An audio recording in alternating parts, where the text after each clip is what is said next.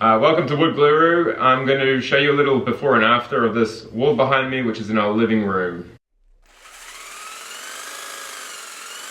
I started off by demolishing the closet, and then I ripped out the rest of the wall where the closet was. Mickey Mouse, rock the house.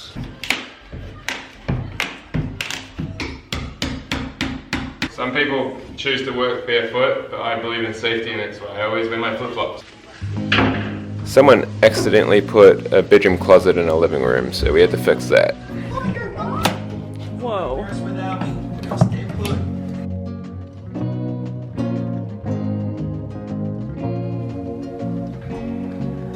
Grant just took this wall off, but he didn't tell me. I'm not the film crew, I'm the talent. Demo time, my least favorite. Bye bye, stud. Making room for the new wall to go in. And a mess. Time to cut the floor. Using my track saw here, cut a nice straight line. So here I am putting the pocket door in. I'm putting the door in to make sure that all the jambs and everything work well. And I insulated it and put particle board on it to stiffen it up. Waiting for the pointer finger to show me what to do. There it is. So I filled in the closet. There used to be, well here, this is where the closet started, went back to the corner. So I put the television centered from this finished corner when it's finished to that wall, so that when I do the panel details and the shelves, every space and dimension will be equal and symmetrical. So you can get a pocket door track. All you need for a pocket door is the door, a track, and the hardware. Very inexpensive. And I framed the pocket door with a by 8-inch wall, 8.5-inch wall, to give me enough room to put some solid framing in it to make it sturdy. Because I've got this corner coming off the pocket door, we've got the shelves going into it, but I made it strong. So we insulated between the kids' room, and behind here is all bats insulation. You can actually see some of it here. Styrofoam inside the cavity of the pocket door as well. When I put the stud in, I don't want it to be too tight, or I have to force it, and I'll just cut it shorter because I don't want to bow this piece of wood. Being that a drywall sheet or a plywood sheet is 8 foot by 4 foot, so keeping the 16-inch center means your joints are always laying on a stud. So that's the framing for the front part of the wall for the paneling. Pa-chow, pa-chow, pa-chow, pa-chow. Install, nail, measure, cut, install, nail, measure, cut. And here's the MDF I'm starting to put on the paneling. Making sure all my joints are going to be covered where the battens are going. Like at least 4 weeks at this point. Week 4. Huh? This is week 4. How many hours into this? I'm like 40. Or more, probably. Yeah, or more. And I'm just finishing off this wall now, building out around the pocket door. Power punch. And time to get rid of the plastic. Put it in the ocean and move on. I'm putting in fixing for the television brackets and sweeping.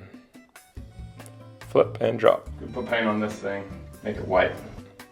Painting is for painters. I learned that. I think I already knew it going in, but I was able to borrow a paint rig, and I had a few issues with the tips and getting the paint not coming out how I would like.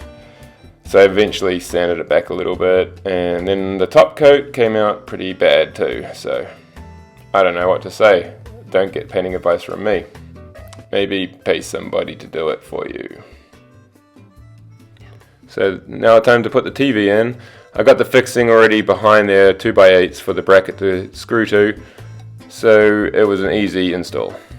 And I framed up for a pocket door. This used to be a swinging door here going into the hallway, which I figured we had the room now, so put a pocket door in, create a little more space and get rid of that swinging door dead zone you have when you have a swinging door. So after demolition, I rebuilt the wall, I moved the header for the pocket door over, and then I framed out, I decided to bring it out 9 inches so you could put in some recessed shelving next to either side, symmetrical of the television, just to add a little something to the wall so it wasn't a big flat abyss. And then underneath I decided to use some of this space because this is a false wall here with the real wall being back here. So I had some room, so I put in some cabinet doors just underneath the television, and they finish to look like just the paneling. So I framed out for a larger TV in case we ever upgrade, and we were able to get a bigger TV. In a failed attempt to impress my wife, I put some LED lighting underneath each shelf. Oh my gosh. Do you think the clicker will work once it's behind the wall? Well, these are the box? these are the sensors. So I can drill a hole into the top and have the sensor sort of just sticking flush. When it all paints out white. Wow, that looks really cool. There's all these different colors. You can do orange and green and blue, yellow, red. Oh, I love it. I'm so excited. And the lights work with just clapping, so.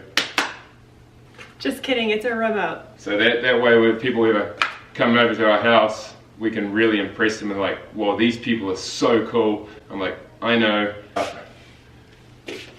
So I actually got these lights from Home Depot, and they're a plug-in, and I just ran the wire, the plug behind here, and then the lights come down this way, and there's a sensor which I have just poking out of the wall just a little bit that receives the remote. Thank you for joining me for this media wall transformation closet extermination video, and please hit subscribe below to see me build another media wall on the other side of the living room tomorrow.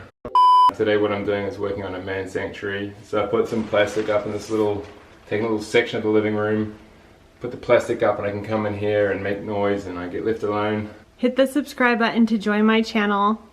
Are you saying it or am I saying it? You're saying it. Okay, I'll say it. When should I say it? No. No. Hit the subscribe button and join my channel.